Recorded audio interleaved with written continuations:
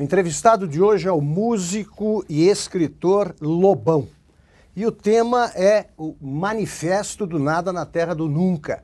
É esse o bom título do seu ótimo livro, recém-lançado e já nas paradas de sucesso, né, Lobão? Você está já nas listas dos mais vendidos. Como é que você teve a ideia de escrever o livro? Por que você escreveu e quanto tempo você demorou na montagem do livro? Bom, Augusto, para você ter uma ideia, eu não tinha ideia nenhuma que eu ia escrever um segundo livro.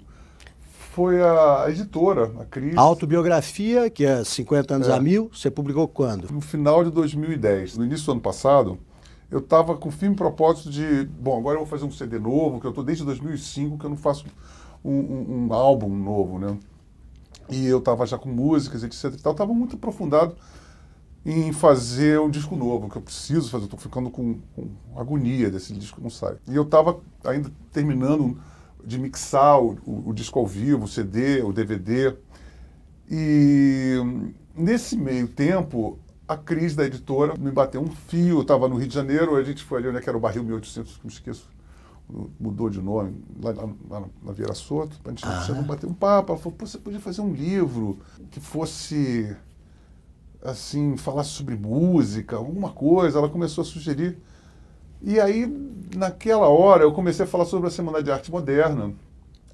E um conceito que sempre me irritou muito foi sobre a antropofagia. Eu falei assim, eu acho que eu vou... Você sempre se interessou pela Semana de Arte Moderna? Eu sempre me interessei e sempre me irritei profundamente, apesar de ter muitos pruridos, porque, afinal de contas, aquilo sempre foi acachapante.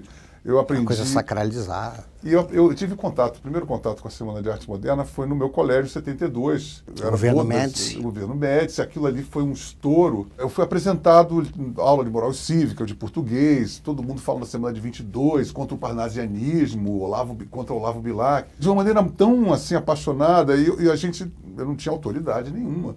Eu não conseguia entender o mecanismo de por que você tem que comer o outro para poder absorver aquilo. Eu achei sempre uma conversa, uma certa lorota, porque, afinal de contas, eu penso que o ser humano vive do mimetismo, né? Você vê espionagem, todos os movimentos de potencialização da cultura humana vêm da mimese, né? Da imitação. Então, isso é uma... E eu pensei assim, eu acho que um psicanalista devia entrar nessa questão, porque eu acho muito doente. Aí eu falei com ela... Você termina o livro, aliás, com a carta. Sim, com a carta aberta. Que, na verdade, teve que ser uma carta. Eu tive que fazer isso 2 dias antes de ir para o Prelo, porque recebi um impeachment lá, porque, na verdade, ele era um pouco mais sucinto, porque ele era apenas uma invasão, transformado numa conversa de botequim com Oswald. Sei. Mas aí aquele formato ele foi proibido, que judicialmente não podia. Aí eu tive que fazer herdeiros, direitos autorais, apesar da filha dele ter sido muito querida, muito simpática, falou que seria muito bacana acontecer isso, mas eu acho que foi uma coisa mais complexa lá.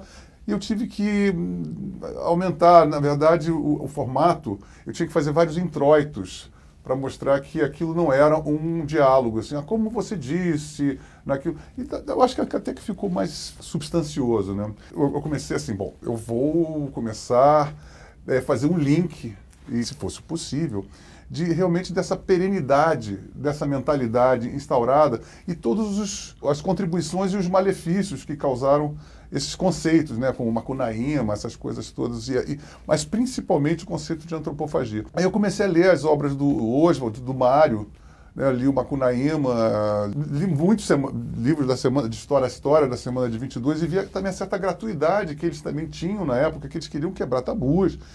Mas, assim, o próprio Oswald chegou para o Mário, eu inventei uns poemas esquisitos, porque ele era meio parnasiano, né? Então, a gente vê que teve o ímpeto foi muito legal, assim, de querer quebrar a hegemonia do Rio de Janeiro, né? A coisa de São Paulo tá se transformando numa potência cultural e de haver aquela coisa como um marco, né? E aí foi percorrendo ali outros caminhos até chegar ao Brasil de hoje. Até chegar ao Brasil de hoje, quis observar os espectros tanto da direita quanto da esquerda, desde o Slavoj Žižek, que eu considerei um psicopata. Eu falei, mas esse cara ele é muito engraçado, mas ele é um psicopata. E até o Olavo de Carvalho, que eu, na verdade, realmente eu me identifiquei muito mais com o Olavo de Carvalho do que com o Slavoj Žižek, né? Estou conversando com o músico e escritor Lobão sobre o seu último livro, é o Manifesto do Nada na Terra do Nunca.